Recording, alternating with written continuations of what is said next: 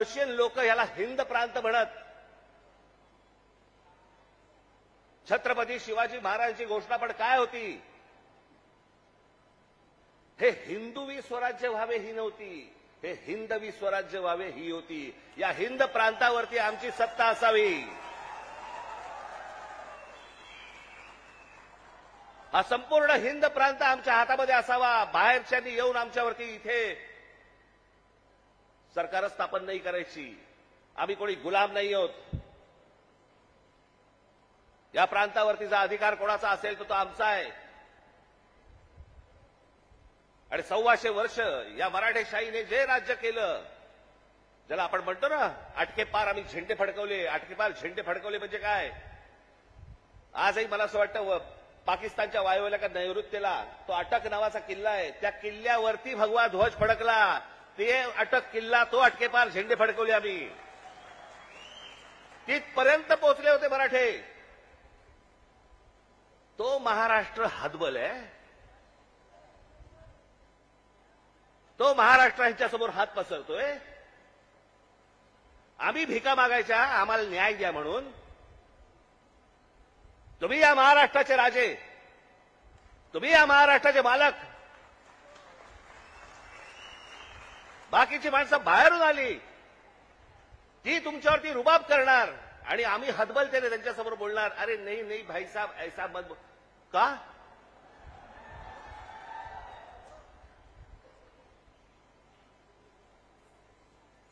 स्वतःहून काही करायची आपल्याला गरज नाहीये.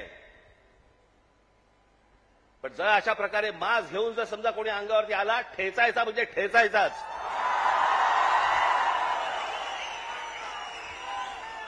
त्या दिवशी तो कोणतरी भारतीय जनता पक्षाचा एक खासदार,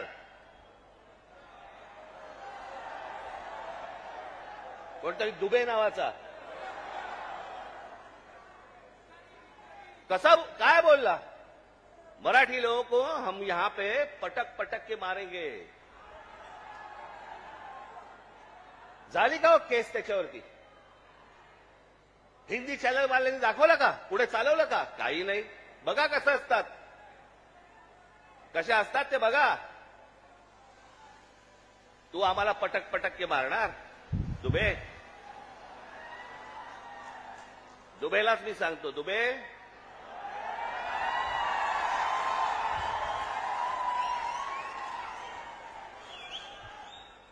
तुम मुंबई में आ जाओ.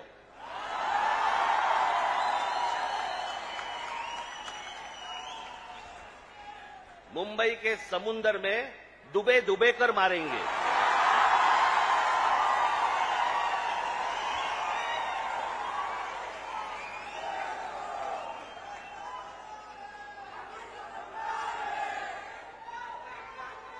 याला हिम्मत होते बघा कशी.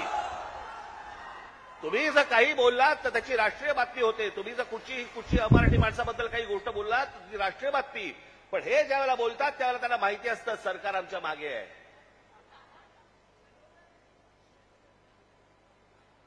कारण सरकारच जर समजा या गोष्टी इथे लादत असेल तर या लोकांची हिंमत तर वाढणारच आहे. एक गोष्ट त्या दिवशी मी सांगितली, पुन्हा एकदा सांगतो, तुमची सत्ता असेल ती लोकसभेमध्ये आणि विधान भवनामध्ये. आमची सत्ता रस्त्यावरती आहे, रस्त्यावरती. काय नाही. 56 इंचाची तुम्ही पण छाती बाहेर काढून फिरा. हा महाराष्ट्र आहे, तुमच्या बापाचा महाराष्ट्र आहे. परत कोणी जर महाराष्ट्रामध्ये वेडवाकडं वागायचा प्रयत्न केला, माझा महाराष्ट्र सैनिक त्याचा गाल आणि त्याचा हात या सगळ्या गोष्टींची युती झाल्याशिवाय राहणार नाही.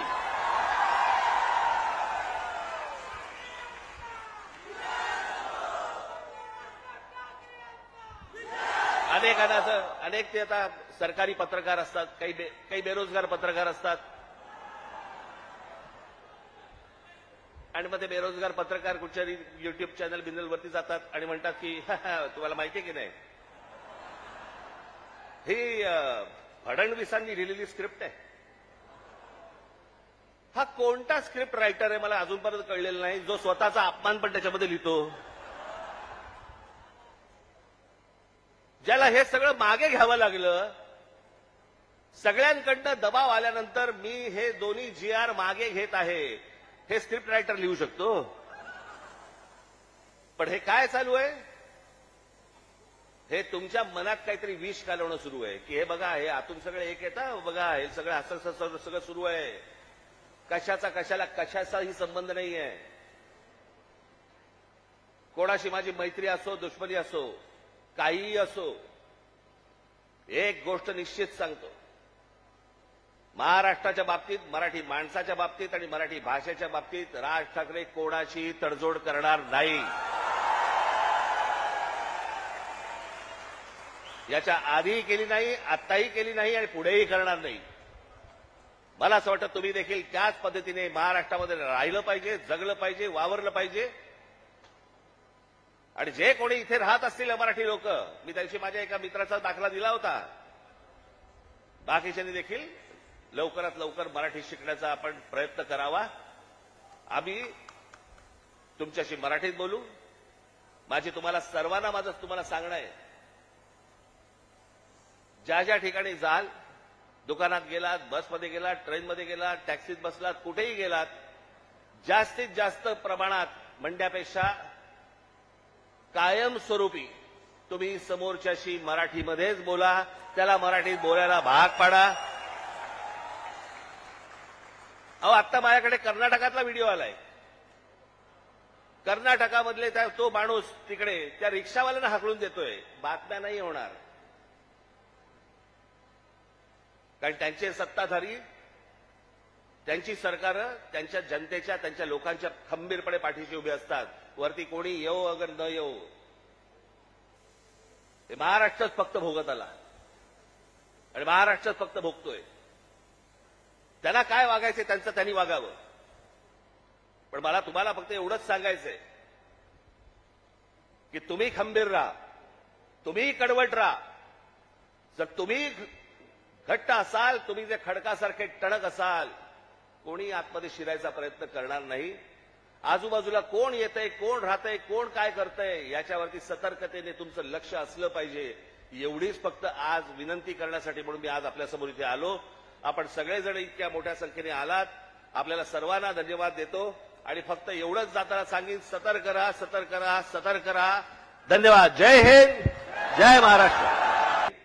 आजूबाजूला कोण येतंय, कोण राहतंय, कोण काय करतंय, याच्यावरती सतर्कतेने तुमचं लक्ष असलं पाहिजे. एवढीच फक्त आज विनंती करण्यासाठी म्हणून मी आज आपल्यासमोर इथे आलो. आपण सगळेजण इतक्या मोठ्या संख्येने आलात, आपल्याला सर्वांना धन्यवाद देतो. आणि फक्त एवढंच जाताना सांगेन, सतर्क राहा, सतर्क राहा, सतर्क राहा. धन्यवाद. जय हिंद, जय महाराष्ट्र.